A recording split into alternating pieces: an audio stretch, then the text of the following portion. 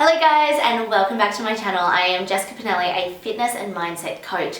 This is part of a brand new series that I am starting. It is called Unpicking a Female Millennial's Brain. And I'm going to be posting up a series of videos, basically just me sitting down having a chat with you, unpicking my brain of some of the things I go through and think about as a female millennial.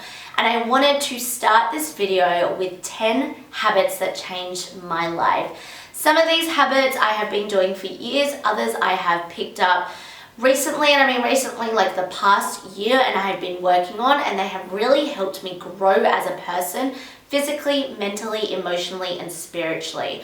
And you know, I always call those 4 components the 4 pillars of health, and that's really important for me to continuously work on all 4 pillars of health at all times. So I have notes. I'm going to share with you guys the 10 habits that changed my life. So number 1, I share all the time on my Instagram. I get all of my one-on-one mindset clients to do this, but it is journal. Journaling is a therapeutic approach to expanding your consciousness and to become self-aware in everything that you do. Why you were thinking what you were thinking, why you were acting the way you were acting, where are your behaviors and values stemming from.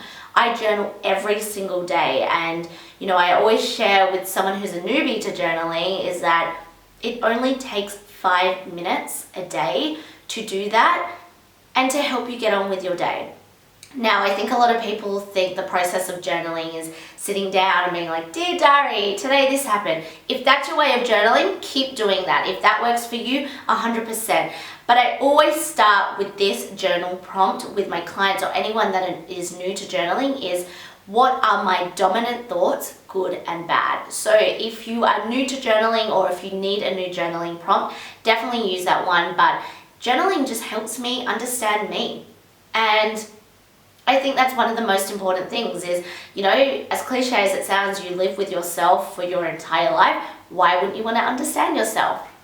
Number 2, becoming, and this stems from journaling, becoming self-aware. I definitely have, progressed with this trait over the past year and a half, is to have a little bit more insight and a little bit more, just awareness around what you were doing, how you treat people, how you treat yourself. You know, I think that is so important. Why are you acting the way you are acting? Why are you reacting the way you are? So definitely self-awareness helps you to really tap into what's happening with you and how you are being externally and internally. All right, this one is a big one for me, and I only really learnt this year for myself. So it is taking 90 seconds before I react to something or someone. Now, I can be a very emotionally reactive person, especially if it's something that I'm really passionate about. But what I've learned that sometimes step into a different room, step into a different environment, or just sit there and literally put on a timer. I've done that. Put on a timer, take 90 seconds before you react to something. Allow all that cortisol that is rushed up, you know, in your body while you are getting frustrated, angry, you know, sad, whatever it may be. Just allow it to kind of fizzle away. You know, sometimes obviously you may need longer, but initially take 90 seconds and then react to the situation. So yes, that's a big one for me. I love this point, and it's something that I definitely embodied a lot more again this year. Fairly new to me, but it is saying no. I'm an extrovert. I love doing lots of different things, but I guess I've learned to fill my own cup. I need to say no. Saying no includes saying no to not only your friends, your family as well. You need to set boundaries with that, and your workmates, your co-workers. Saying no to something that doesn't align with you. You know, I think one of the smallest things that has made a really big impact in my life is Say no to going to coffee with a friend when I'm not feeling the best within myself, when I feel like I just need to stay home and be introverted for a change. Does that make sense? And I think, it's so easy to say yes, go out, yes, I love having coffee with my friends and getting out and doing all of that. But I think it's so important to be able to say no when you are not feeling it and when you know you need time to yourself. So say no. Again, this stems from that one, spending ample time alone. I did a podcast on this. If you haven't listened to my podcast already, it is the Jessica Pinili Podcast. You can find it on Spotify, you can find it on iTunes and Podbean. But I did a couple of months ago a podcast episode about being alone and how important it is to spend time by yourself. Being alone does not mean loneliness. I think a lot of the time we kind of mesh those two together, but that's not the case whatsoever. So spend time alone, take yourself to coffee, take yourself to breakfast, spend, another hour in bed if you feel like you need to recharge your energy. Take time to spend time alone, especially if you are in a relationship. I have been there. I think it's so easy to kind of just spend all your time becoming codependent on your partner, but you need to be able to step back from that, whether that's from a partner, whether that's from your job or your family or your best friends, and be able to be alone. Next one, breaking through limiting beliefs. Now, limiting beliefs are those fears that hold us back from doing what we really want to do, and they kind of creep up on us. The way that I teach limiting beliefs with my one-on-one mindset clients is that I will say, okay, what is this belief? Where did it stem from? And has it ever proven to be true? A lot of the times we have these fears around things that haven't even happened yet. And I've definitely been there, and I've experienced that before.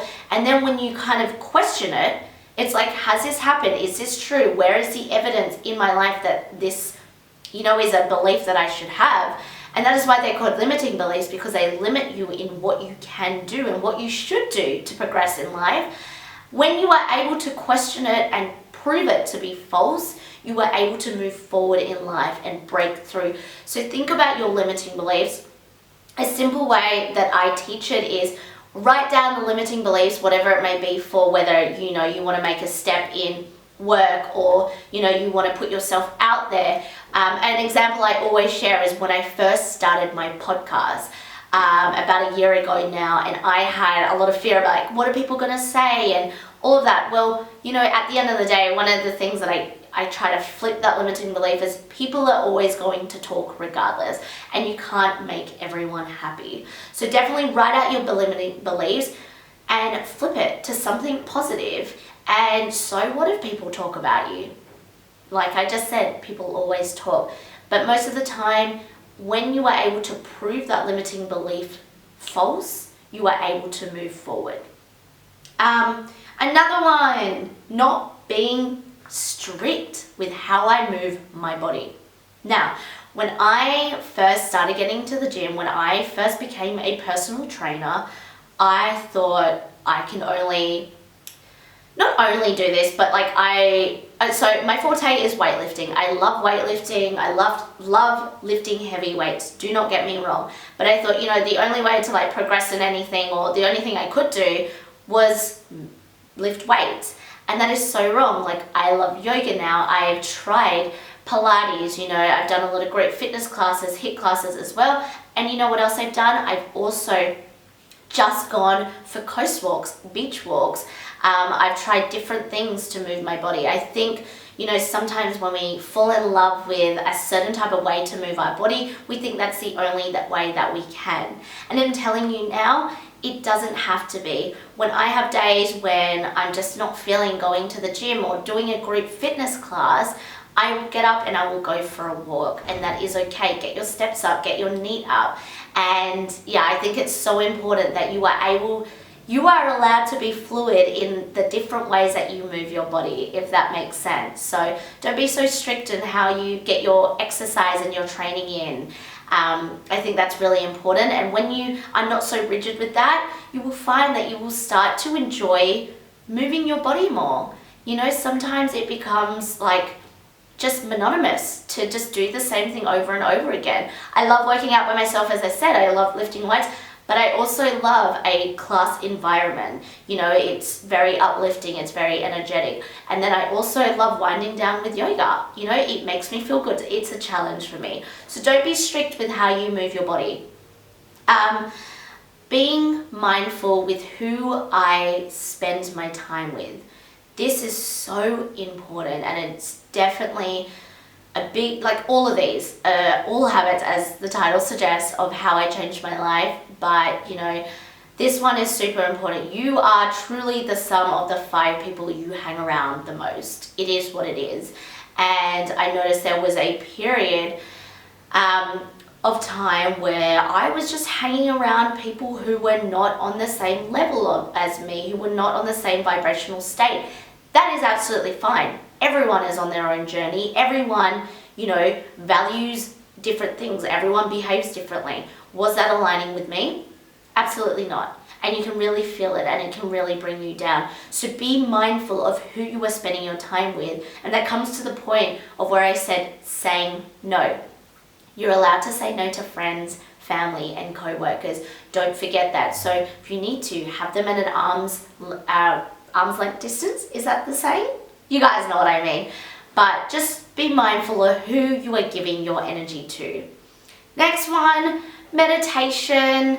I love meditation, and I actually have an ebook that you can find on my website, jessicampinili.com, and I go through 5 different ways to meditate. I know meditation is not for everyone, but the way that I explain it is there are different ways to suit everyone.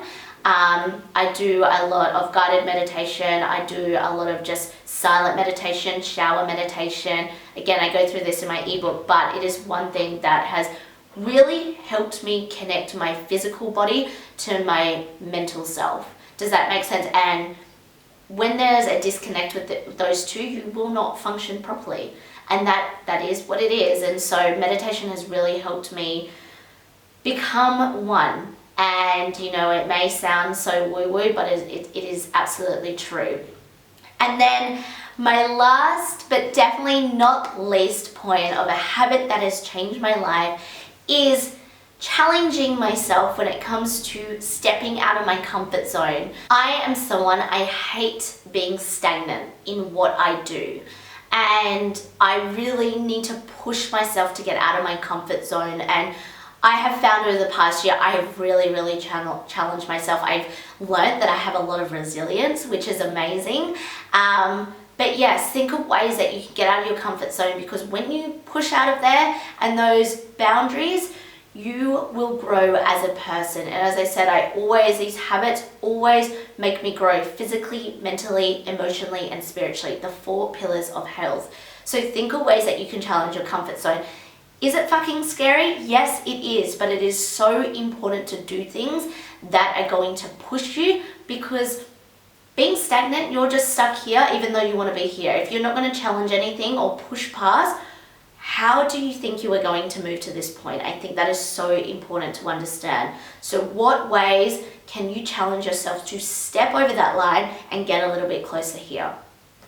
I hope you guys have enjoyed this video. So this is video 1 of my new series, Unpicking a Female Millennial's Brain. And yeah, 10 habits that have changed my life. I hope that you guys are able to implement some of these, if not all of these, to help you change your life as well. If you like this video, I would really appreciate a thumbs up. And if you could hit the subscribe button down below. But thanks guys, and I will talk to you soon. Bye.